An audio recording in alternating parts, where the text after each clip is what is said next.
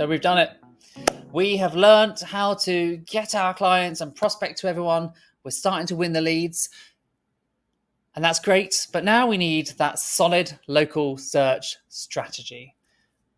First, we are just going to take a couple of minutes to look at Google's local algorithm. Here we have in our local SEO Learning Hub a nice document about the algorithm and really understanding the basics. You can click here to have a look yourself, but we'll quickly flick through it now. Now, there are 3 ranking pillars, which are relevance, proximity, and prominence. The first one being relevance here, and it makes sense that Google is looking to rank businesses that are relevant for the search queries. So we want to be doing some great keyword research, first of all, so that we know exactly what searches we need to be relevant for. On local listings such as a GBP, we need to make sure that our business category and description are relevant. We also need to ensure that the website content is relevant for the key search terms. And there are on-page signals detailed here too in this guide. For reviews, you can aim to increase mentions of the products and services within the review text. Keep scrolling down. Now we're on prominence. This is all about how the brand really stands out and where reviews really come into their own. So you want a good number of reviews and a high star rating. As a foundational step, you'll need to make sure that your citations are in good order. This is also where backlinks may help you. And lastly, proximity. Now, this one can be a tricky one because the business is where it is. But a good way to think about this one is that you probably can't change the business address, but you can make sure that Google knows exactly where you are so that you take full advantage when proximity is in your favor. With all that in mind, let's get back to creating that local SEO strategy. Going back into the local search grid, let's see who are the top competitors who appear the most on average for these search terms. Within the report, you can hover over any of these individual grid points to see who is ranking in the top 3 positions. Click on one grid point to see a full breakdown of who is ranking. Exiting this, you can scroll down and you'll see the competitor benchmark table that shows you the top ranking competitors within the whole grid. What most agencies tend to do with this is to start benchmarking against these top performers. One quick win is looking at the GBP business categories. For the relevance factor, here in the categories column, we can see the primary and secondary categories used by our competitors. We want to make sure we're using the best primary category that helps us to rank for the most important keywords and ensure we've added all relevant secondary categories too. There's a great breakdown of how to use LSG, the local search grid, to optimize the business categories in one of our blog posts, which I'll share in the screen right now. We know that the GPP is such an important factor in local search visibility, particularly for the local pack. So let's head into the GPP audit to see actually how well optimized is this. Here, you can check that the GPP is claimed. You can see the landing page that the website link will go through to. You can check the NAP data, opening hours, and how many photos they have. We do have a learning hub that's all about the Google Business Profile. If you want to learn more, you can click here. The GPP tool also has a competitor comparison section. Here we have a complete list of the competitors based on your business category. Scrolling down, you can see everything in here. You can see the citations from the GBP link, the links in here, the linking domains, the website authority, how many reviews, the review score, the categories, and the amount of photos. So we can see that Paw Prints, our site, has only got the 1 review, We should really start working on that. And it's a great way to have a good overview of what's going on. Okay, so we've established that we need to get more reviews. Within Reputation Management tool here, you can select Monitor Reviews. It will show you an overview of how your reviews are doing, how many you've got, and your star rating. Within the reviews section here, it will show you a breakdown of every review that's coming in. Offering reputation management as a service and doing review replies makes you incredibly sticky to clients, and they'll keep paying month on month. If you have a connection to the GBP page and a Facebook profile, you can respond directly through the platform here. So Anton has left a review for us on Google. I can click response.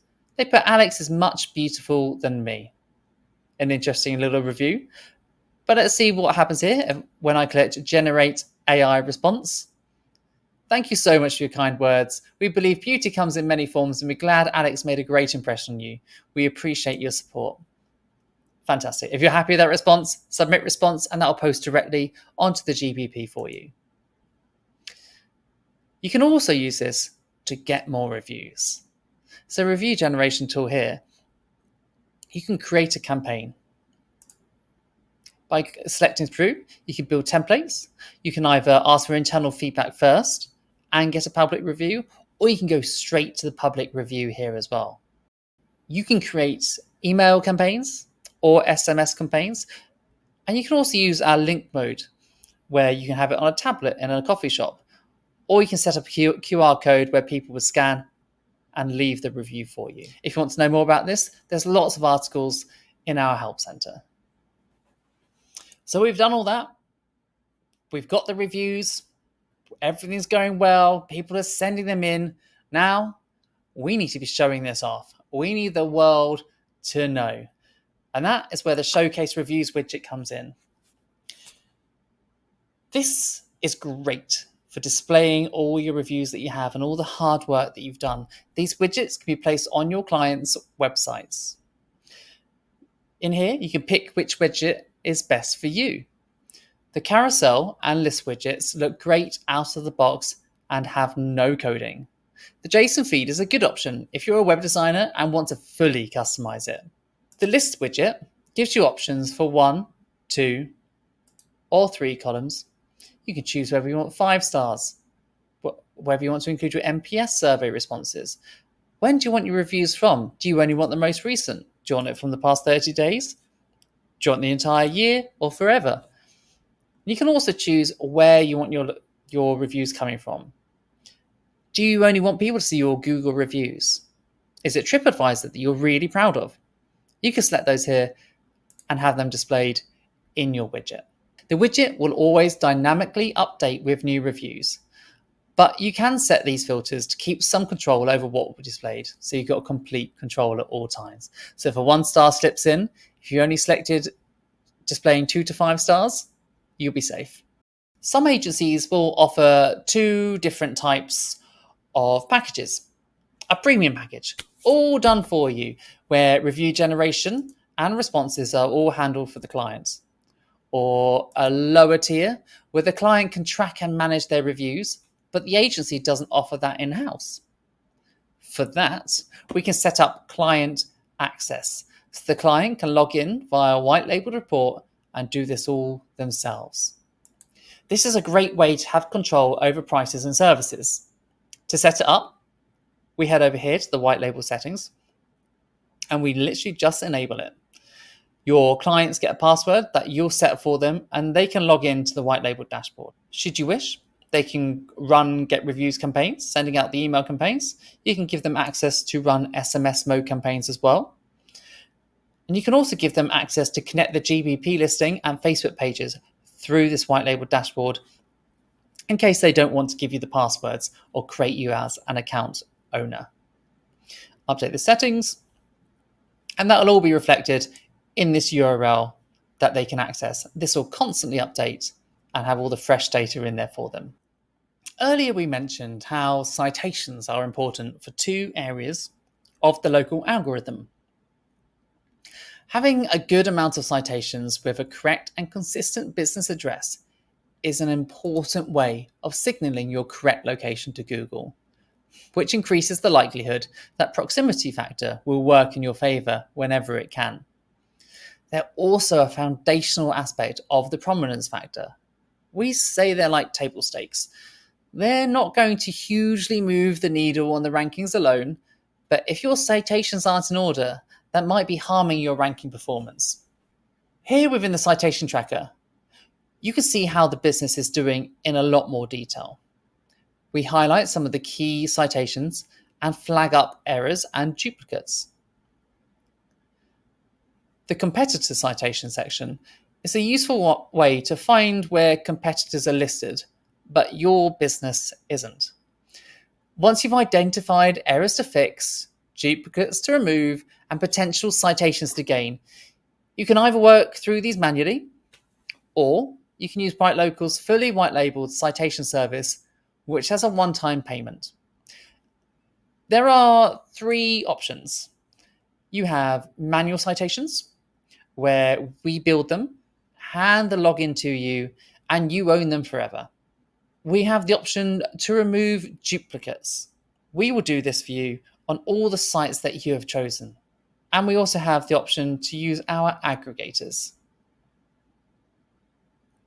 Throughout the campaign, when you're selecting this order, you can decide which citations you're wanting to choose, which directories you think are the most important.